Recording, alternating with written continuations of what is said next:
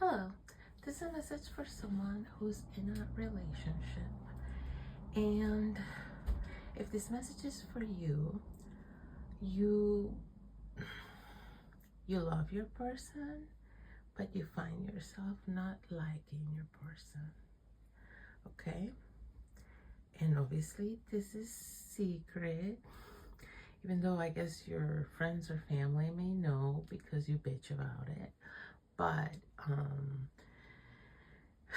what nobody knows is that you regularly go on these inner rampages, accidentally, of course, unintentionally, of how much this person gets to your last nerve and the things that drive you crazy about them. And you get really irritated, and at the same time though, you love this person and you want this person in your life.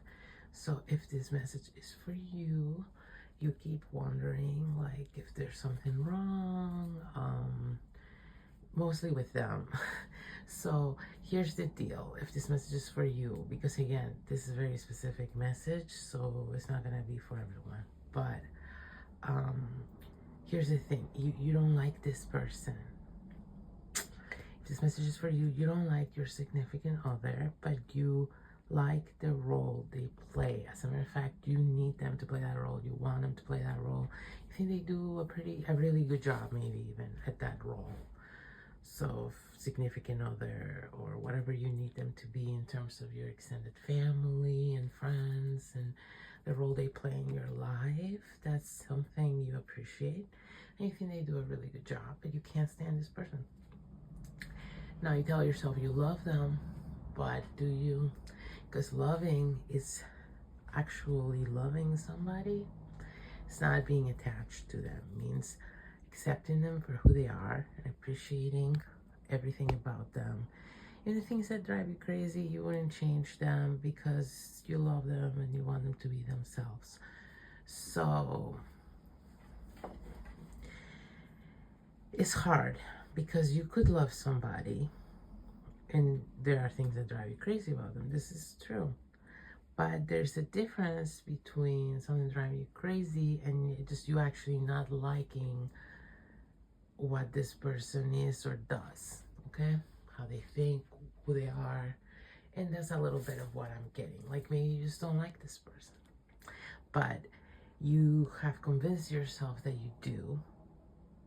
Maybe not even. Maybe you've just gotten to the I love this person part before ever getting to the I like this person part. Maybe that's how that happened. I'm getting a whole, like that step was skipped. The step of do I like this person, because you quickly went into some kind of dynamic that worked really well for you. And so it was almost like, yeah, you jumped to the wagon of loving them this person and them being a big part of your life before you learned this person and before you were able to determine whether you actually like them, enjoyed their company, or were compatible with them. So that's part of the issue. If this message is for you, you're not very compatible with this person, meaning you have different values, you care about different things, you want different things out of life, you consider different things important, you consider different things fun or funny. And so all of these things tend to irk you a lot and irritate you, especially the longer you're with this person, because while this person I'm getting in the beginning was very willing to adapt to anything you wanted, which was part of the reason you fell for them. Sorry to say. It's because, yeah, they just adapted a lot to you, so that was really neat. But yeah, they are tired of that now, especially because it's been, you know, some time is what I'm getting. And also, well, I'm getting this person over compromised to get you to like them. Because yeah, they could always sense that you don't really like them, or if that you got to know them better, you wouldn't like them.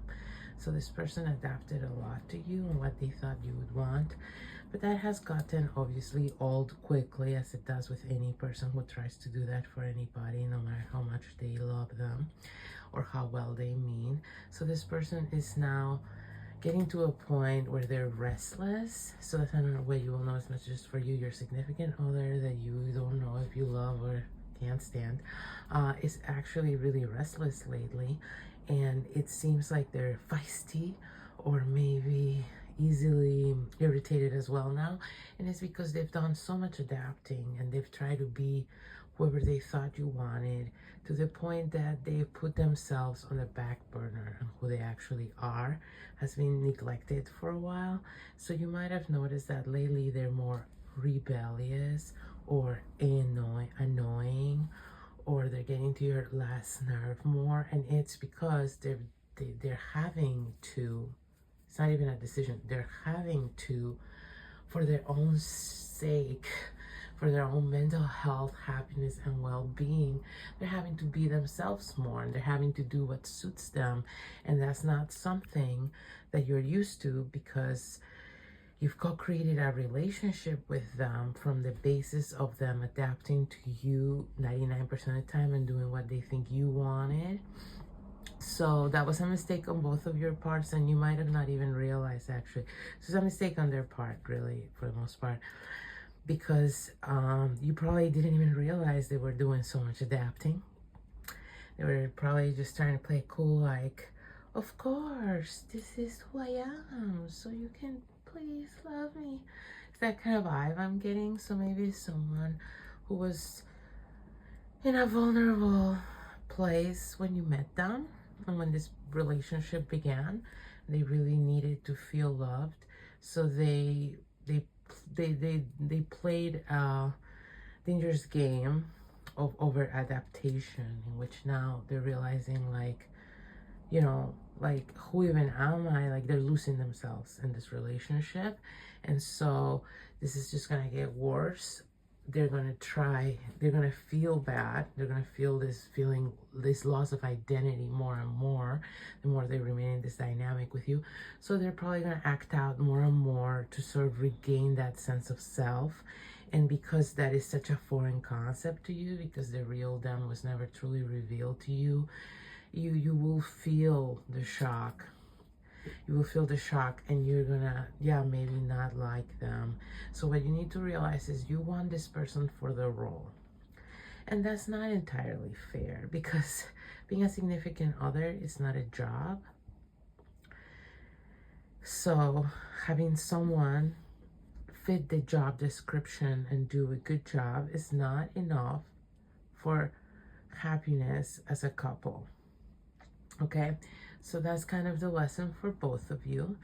And, you know, I guess you could learn to love this person, but you would have to really open your mind, and you would have to sort of step back from your needs for a second. Because if this message is for you, you're a person that's very focused on your needs, which is not entirely bad, but it can be if it's to the detriment of other people's needs around you. So if you're so focused on your needs that you can't even see what other people need, and you don't care, or it doesn't occur to you, or it just seems secondary to you, then it becomes a toxic self-absorption.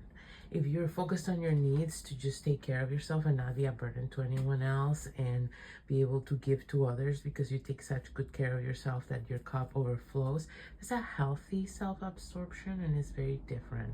So if you're willing to step into that a little more, and take care of yourself, but allow others to be themselves, and allow yourself to see their needs, and try and, you know, be a cooperative component in them getting their needs met, and become more aware of what they need and who they are, and less focused on how they should fit your needs, and they should fulfill your aspirations of what a relationship needs to be for you, or life needs to be for you. Because I'm getting this very performative relationship where you expect a high performance from this person in terms of like social labor. I'm getting a lot, like you want them to entertain a certain way and give a certain image with you of what a couple you are and who you are in the world because you're in this couple, and it's a lot of work for that person. It's actually not very much their personality. They did all of this to sort of, you know, fit the bill of what you wanted. Sorry, it cut off. But what I was saying is, yeah, they did everything they could to get the part of being your significant other. They did everything they could to fit the bill of what your expectations were. But the reality is relationships are not a movie or a play. And you're not the director. It's a co-creation. It's a cooperation. And it's teamwork. It's not you're the director of this movie and they're just here to fit the role and play the part and, you know, help you make your vision a reality. But that's the attitude you took, and that's the attitude they accepted, and they tried to play your game.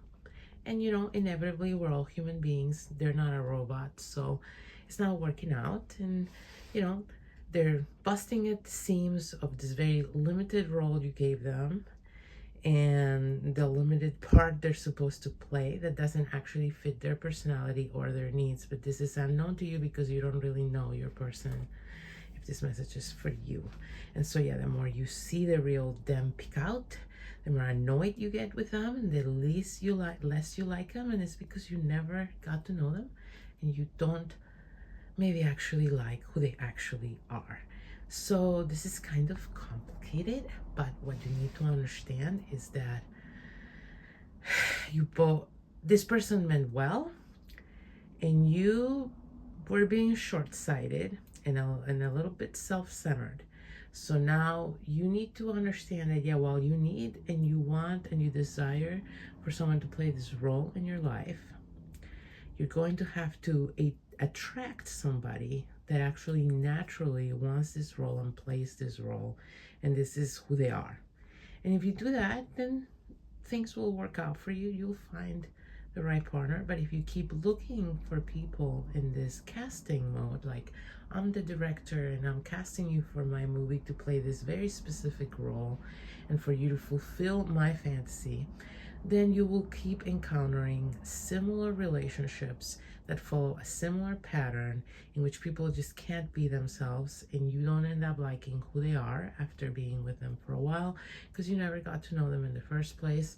And you just, if this message is for you, you might have a history of people not living up to the part you gave them in relationships, and that being the reason of the breakup in the past. People consistently not being able to live up to your expectations or fit your you know, picture of how things should be. So I hope this helps. You know, this, I know it's kind of a tricky message, but it's the one I was coming through today.